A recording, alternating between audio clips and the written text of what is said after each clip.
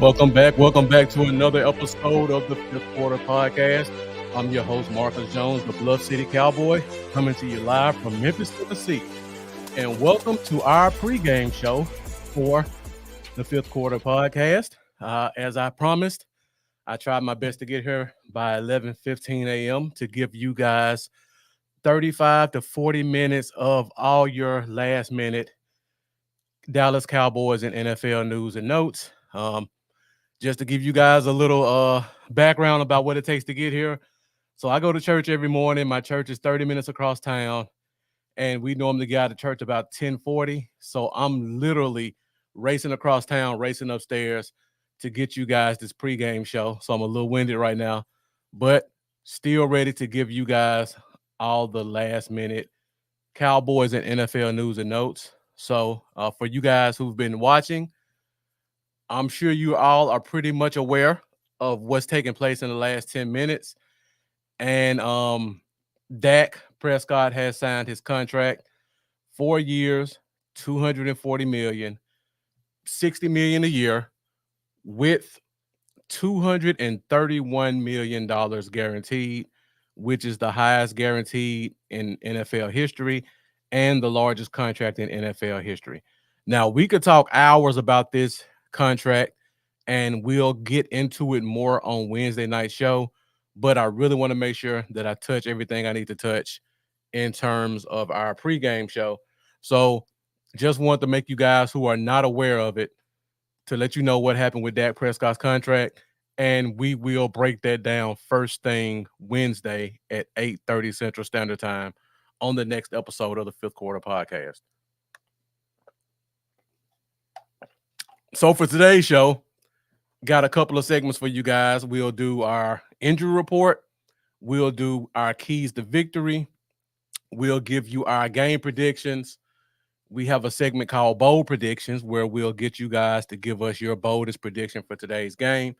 And then we'll close it out with fantasy favorites. And I try my best to get done by 11:50 so that you guys have a few minutes to set your fantasy lineups and also get settled in front of the couch for a full slate of NFL football.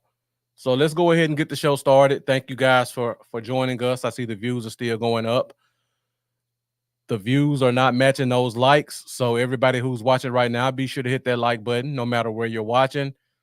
I see we got Eric who joined us early. Thank you for joining us pregame sweat.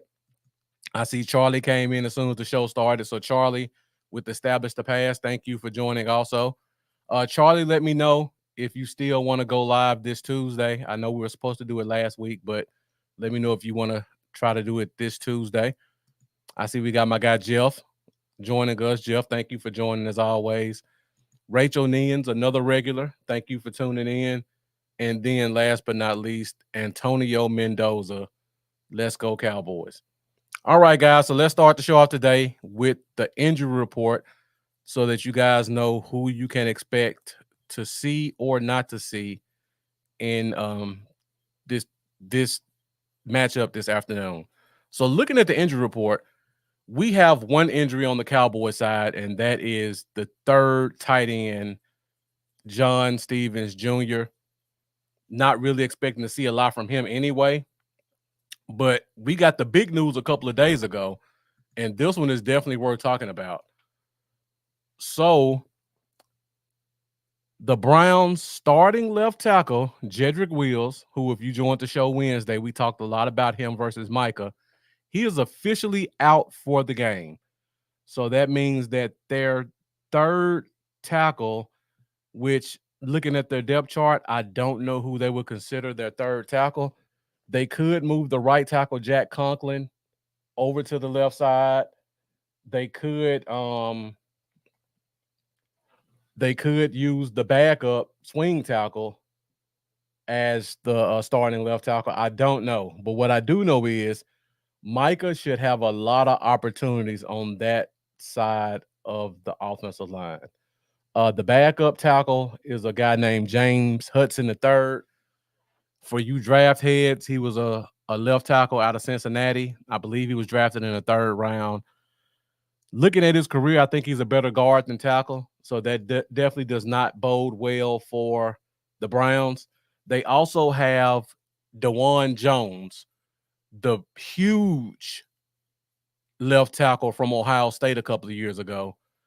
He's a backup on the team as well. I think he's very talented. I don't think he's good enough to play left tackle. So Micah Parsons should have a lot of opportunities rushing from the left side of that offensive line. And I see people are going in the comments.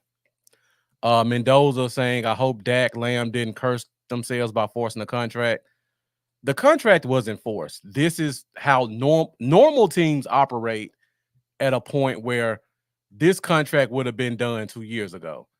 So I don't think that you can say necessarily that this contract was forced by the players. If anything, I would say the team in their mishandling of free agents and current players on the roster fumbled on when they gave the contract, because we all knew what the parameters of the contract are. If you guys follow Charlie on Establish the Past, I mean, he said this in March.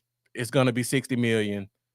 You're going to get at or near highest guaranteed 4 years, 5 years, what have you. So the contract's been there. It's our front office who is causing these delays and fumbling the situation, not the players. Same thing with CD Lamb.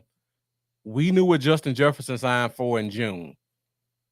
Anybody who follows Cap and other teams knows you offer CD Lamb $1 million less than Justin Jefferson because that's kind of where he's slated in terms of talent and production.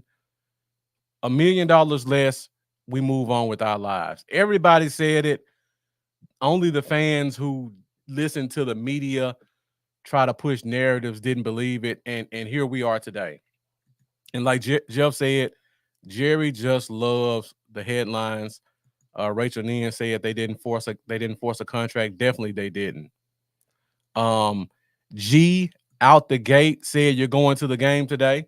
So enjoy G out the gate. If you get a chance, join my Facebook group, Bluff City Cowboys, and if possible, go on there and post a couple of pictures of you on game day, just so we can hit the like button and see how much fun you had watching the Cowboys get their first victory of the season. All right, so again, injury report. The biggest news of the day in terms of injuries: Brown starting left tackle Jedrick Wills is out. So they're going to probably either do some line shuffling by moving the right tackle to left because he was the previous left tackle, or they're going to bring a guy off the bench who, in my opinion, neither one of them are athletic enough to not only play left tackle, but try to keep up with Micah Parsons. So that's definitely going to be something in our favor in terms of this week's matchup. Aaron Marshall, I don't even respond to silly comments. We could talk about that on Wednesday. Feel free to come back and we'll discuss it. I don't know how you can consider having some of the most wins in the past 3 years, over the past 7 years, best stats in the past 7 years as mediocre football play. But to each his own. All right, guys. So let's keep the show moving along. So we talked about the injury report. Next up, I'm going to give you guys a couple of our week 1 keys to victory that I think we need to touch in order to win this week's game. I don't have the nice, clean transitions like I have on Wednesday, so we'll just get right into it. So I try to give 3 keys to victory in every game, just things that you guys can pay attention to see if we touch base on all of these keys and if they lead to a victory. So number 1, playing at home in the dog pound. The crowd's going to be lively. First game of the year. The Cowboys have to set the tone early. And when I say that, I mean, we need to convert on third downs. We need to get points on the board. We need to put pressure on the offense. We cannot let the dog pound gain the momentum in the game. because I know a lot of fans don't watch the Cleveland Browns, but if you let those fans get going, they can be one of the loudest, most rowdy stadiums in the league. So we have to go out there first and we have to establish ourselves on offense, defense, and special teams. And key to victory number two, pretty much piggybacking off number one, we have to win the early downs. So I know a lot of people are upset about us having Zeke as a running back. One thing Zeke will do, he may not get 8 yards on 1st and 10, but he'll get 2 yards on 3rd and 2. So we have to make sure that we win those early downs. 3rd and shorts, we have to convert. If we get in the red zone, we need to convert. We need to keep the pressure on their defense because they have a very good secondary. We already know they have an elite pass rush. They have the defending defensive player of the year on the at right defensive end.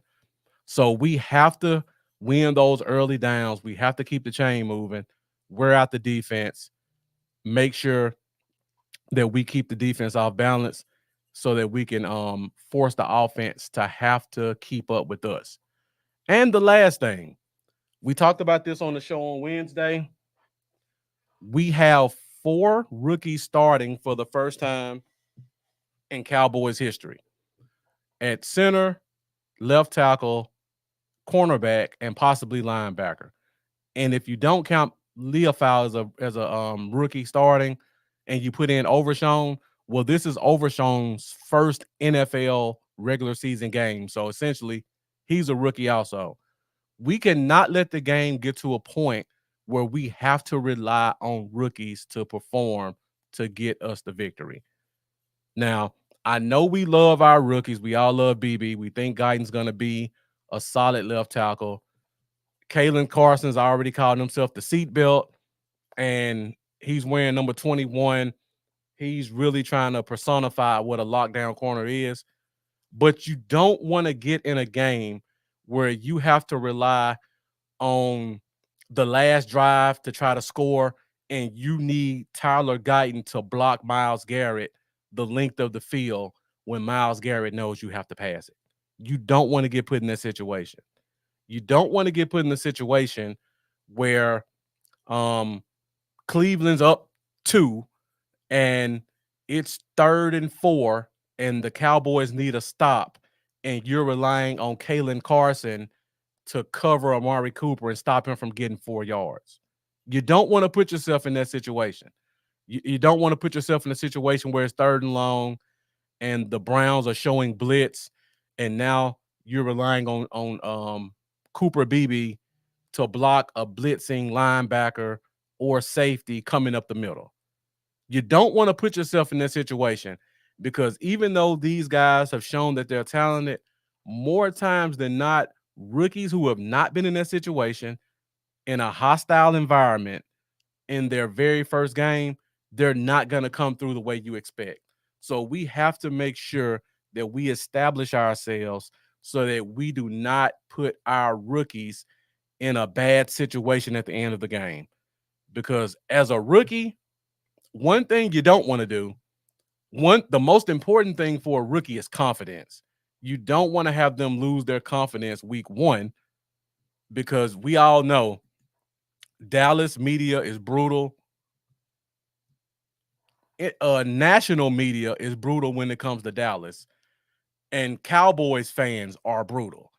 So you don't want to get in a situation where you have a first round pick left tackle going against the defensive MVP.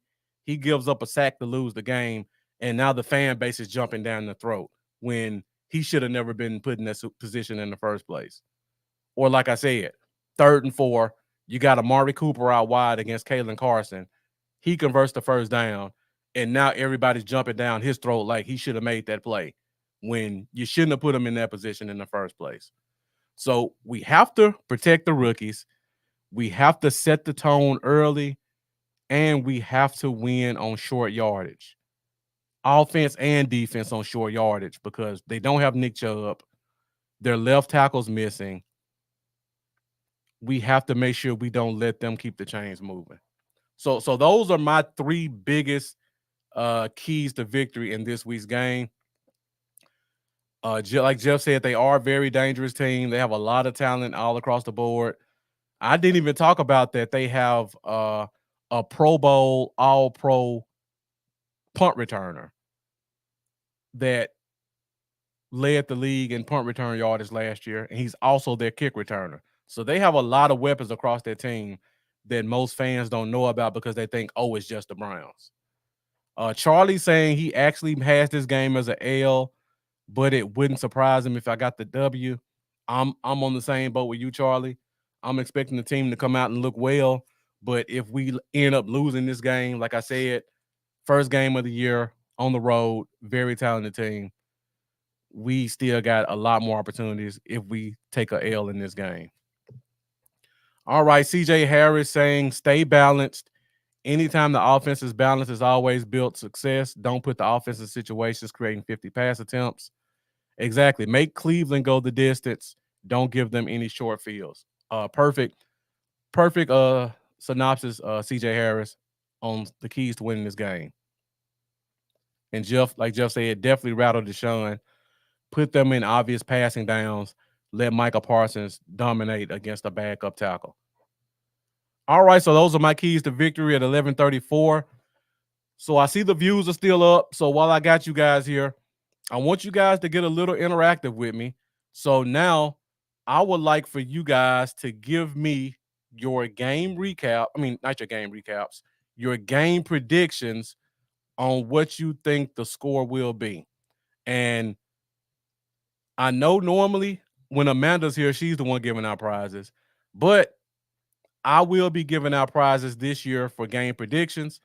So whoever gets the score the closest will receive a Dallas Cowboys lanyard. So I've already got my lanyards ordered. So whoever gets the closest game prediction will win a Dallas Cowboys lanyard. Let me know in the comments. I'm going to keep track of it. Now, let me preface it with this because I already see I have to. These are the fifth quarter giveaway rules. Number one, you don't have to contact Amanda for this one, but you can contact me or Amanda. It's fine. Number two, you must be a Cowboys fan to win. I don't want to see an outsider with Cowboys paraphernalia that they got from us, and they're doing something stupid like burning it or something like that. You also have to follow DC4L Facebook, YouTube channels, and follow Bluff City Cowboys YouTube. All right, so put those game predictions in the comments. I will keep track of them, and we will follow up on Wednesday's show to let you know who the winner is. So I see Michael Gates is joining us. I know he's not a Cowboys fan, but I know him. So, Mike, if you win, I may give you a lanyard. We'll see. Pre-game sweat, 31-12, Dallas. And going back, Mike, I'm surprised you got the Cowboys winning. That's interesting. All right, BG Bone Lockster, 31-17 Cowboys. Craig James Stacy, 24-21 in a close game. Jeff having it 24-14. Alfonso Ariano, 30-27, another close game. All right, I appreciate that if you do win. You just want bragging rights, I understand. All right, Jack Fundin, 28-24. Mike Gates saying, I don't trust Deshaun Watson. So I can definitely understand that. We're all hoping that he doesn't come through. So a lot of these are the margins are a lot wider than I expected. There's only a couple of them that I think are close. So for me personally, I'm leaning closer to Jack Fundin. I think if the Cowboys do win, it'll be 28-24. That's pretty close. Let me see. Does anybody have 31-27? I think it may be more closer to 30-27, 30-26. I see a 4-point victory, but I'm leaning kind of 30-26. Thanks, Jack. I try my best to get people's last names right. More times than not, I normally butcher them, but I appreciate the support. All right, we got Ray Keith Perry, 28-24. So I'm kind of with that 4-point victory, 28-24, 30-26, somewhere in that range.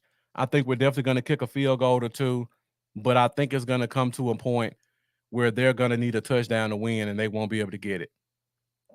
Craig James Stacy saying Dak could play great today, but I think he's going to be too busy talking to the bank. He'll have plenty of time to do that on tomorrow, Craig James.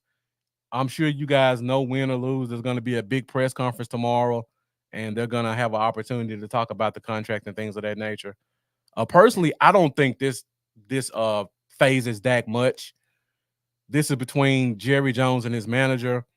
The days of players getting involved in contracts with the Cowboys, I think it's kind of been pushed to the wayside ever since the Zeke Elliott deal. I think a lot of these guys recently have been letting their ownership and agents kind of do the negotiating. So I don't think this has really affected Dak much.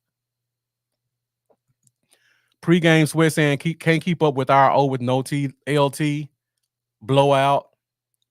Montre James 30-17. A lot of blowouts. Frederick Johnson asking the question, could we use 12 personnel versus Cleveland's base 4-3? Use Cooks and Lamb deep to force the Browns into two high looks, then run off tackles with our bigger tight ends versus their smaller outside linebackers. That's a good strategy, Frederick. The problem with that is not as many teams run a base 4-3 as in years past.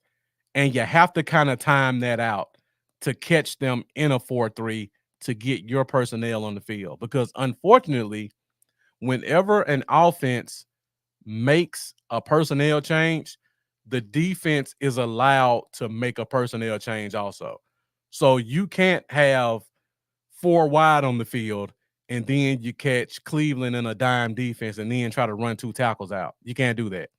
And the other problem is, even if we are in 12 personnel, a lot of teams still won't go into a 4-3 base defense.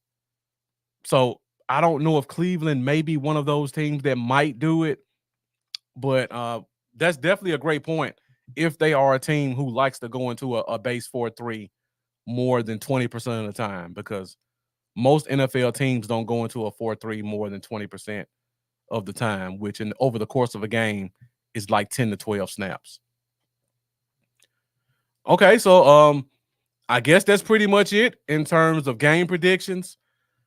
Got quite a few. Doesn't look like everybody. So we'll cut it off right here, and I'll recap this on Wednesday to see who got the closest, and the winner will receive a Dallas Cowboys lanyard. Now, I have to say, the lanyards were ordered this week. They probably won't be in by the end of the week. So whoever wins, don't get in my inbox saying I won, where's my lanyard? As soon as they come in, I would definitely start shipping them out. So whoever wins week 2 will probably get theirs a lot quicker than whoever wins this week. Ray Keith Perry, and we're at 11:41. Got 2 more segments to go. Are we gonna pay Parsons now that Lamb and Dak are sealed? Short answer, and we'll talk about this on Wednesday. They won't pay Parsons this year. We can talk about why they won't pay him this year and why next year looks a lot more likely, and possibly 2 years from now looks a whole lot more likely. But we'll talk about that on Wednesday. So be sure to join us for the Wednesday episode of the Fifth Quarter Podcast. All right, so we just went through our game predictions. We have another segment called Bowl Predictions. Now, in this segment, I want you guys to give me your boldest prediction on a stat that you think may happen in this week's game. So to give you guys an example to start us off, a bold prediction would be a stat line for a player that you wouldn't expect. So CeeDee Lamb getting 100 yards is not a bold prediction.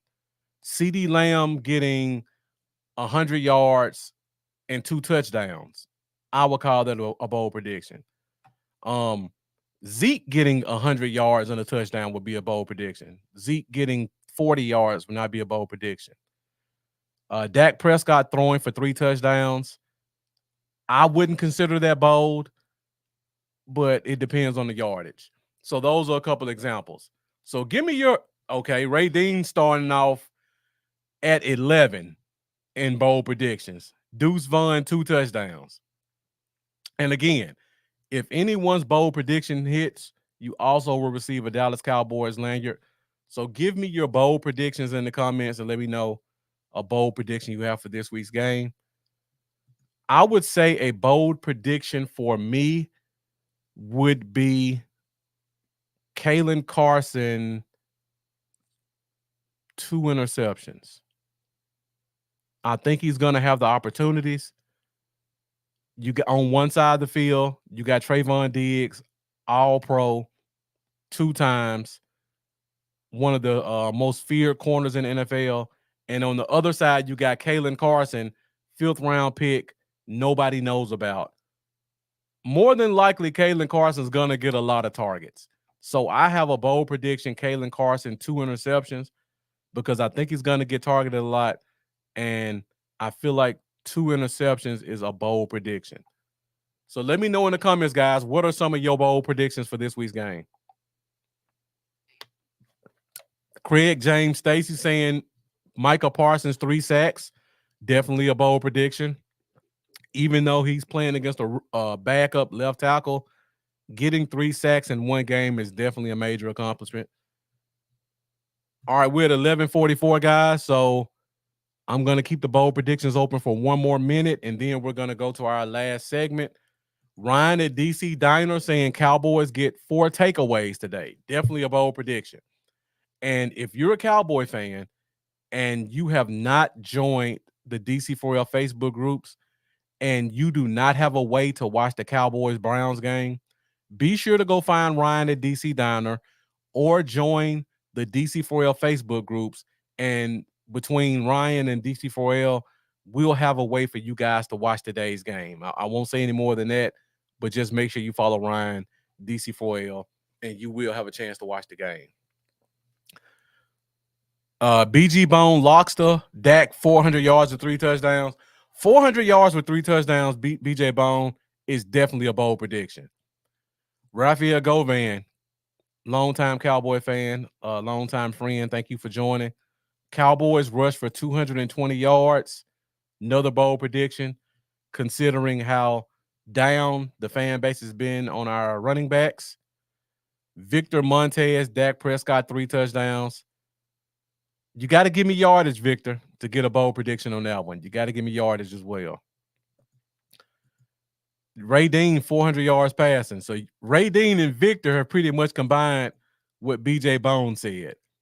So I can't give you credit for those guys because BJ Bone already used both of them in his bold prediction.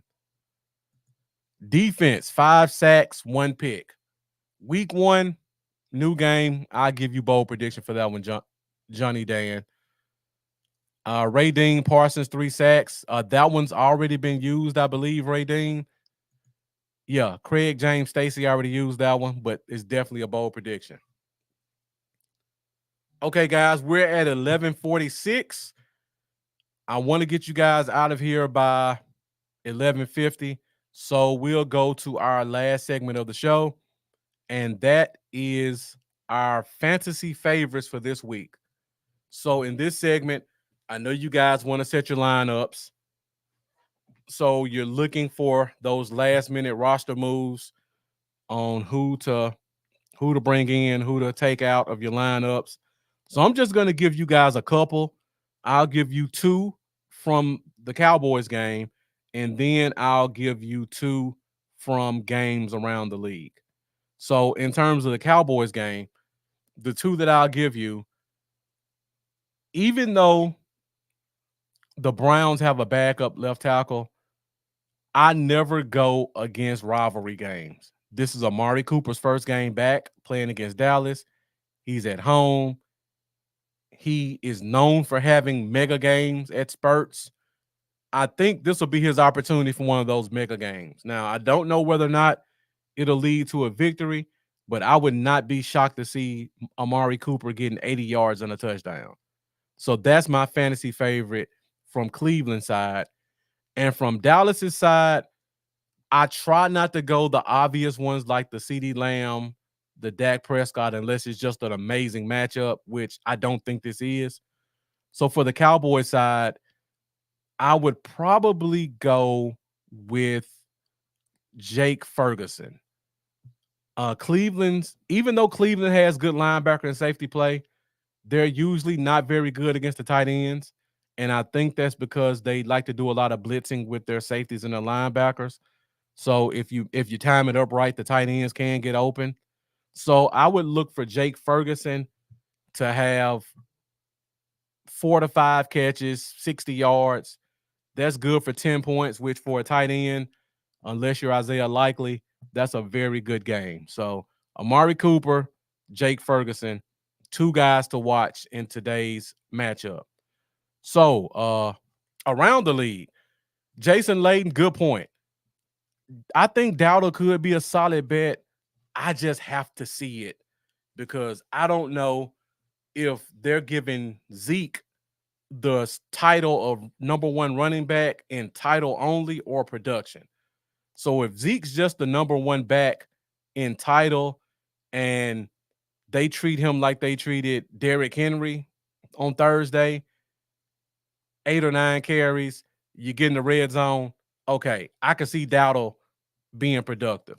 But if they try to give Zeke Elliott 15 carries, that's going to affect Dowdle quite a bit. So I just got to see that one, but it's definitely on my radar. So I appreciate you bringing that one up. Okay, around the league, fantasy favorites. I really like, and this one's kind of out there. I really like Josh Palmer against the Chargers. If you're a Bengals fan and you're dealing with T Higgins and Jamar Chase not playing and you need another wide receiver, I like Josh Palmer. He's the number one guy. He's the only one on the roster with the rapport with the quarterback. And the games between the Raiders and the Chargers are usually pretty competitive. So I think they're going to have to pass the ball. And I would look for Josh Palmer to be on the receiving end of a few catches. And Jeff actually, I didn't talk to you about this, but this one's definitely on my radar also. Jared Goff in a revenge game. Now you got 2 revenge games in this one. Jared Goff playing against the Rams, Matt Stafford playing against the Lions. I don't know what the Rams defense is going to look like this year. They don't have Aaron Donald. One of their cornerbacks just went on IR. So there's going to be some opportunities out there for those wide receivers to get open. And the Lions are at home, and they're trying to shake off the upset in the playoffs last year. So I think the Lions are going to come out on all cylinders. So I'm expecting to see Jared Goff get a chance to throw the ball around quite a bit. So Josh Palmer, if you need a wide receiver, Jared Goff if you need a quarterback. And John Dan Alanese asked, what's the other YouTube subscription we need other than DC4L?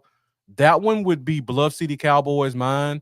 I'm going to put the link in the comments so you guys can just go to the link, hit that subscribe button, hit that bell, and you will be made aware of any future fifth quarter podcast episodes or me just going live on my own. All right, I'll give you guys one more fantasy favorite because I know running backs are going to be a hot topic.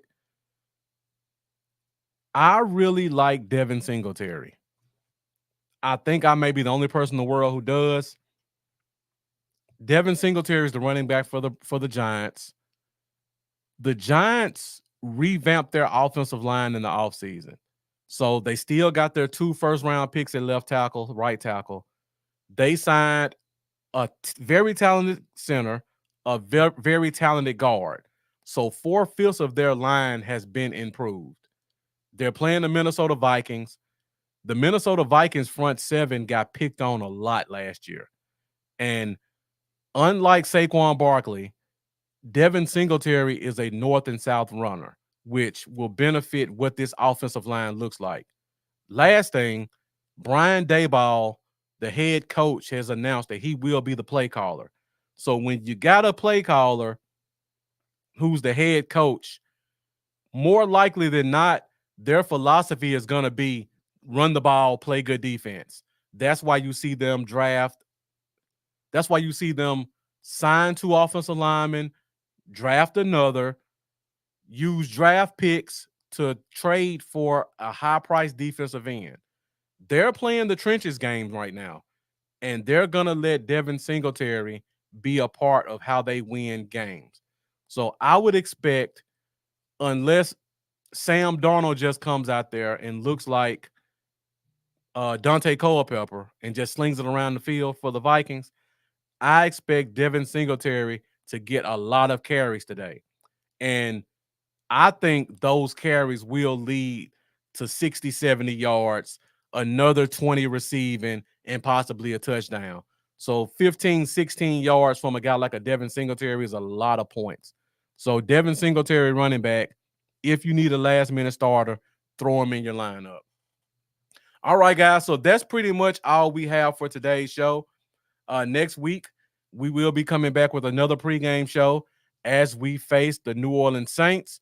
But before then, be sure to join us every Wednesday at 8:30 Central Standard Time for the Fifth Quarter Podcast.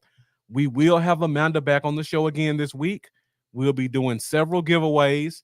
Hopefully, we should have a Victory Wednesday where we talk about how the Cowboys dominated the Cleveland Browns. But if not, we'll still give you all the latest news and notes and a recap of today's game.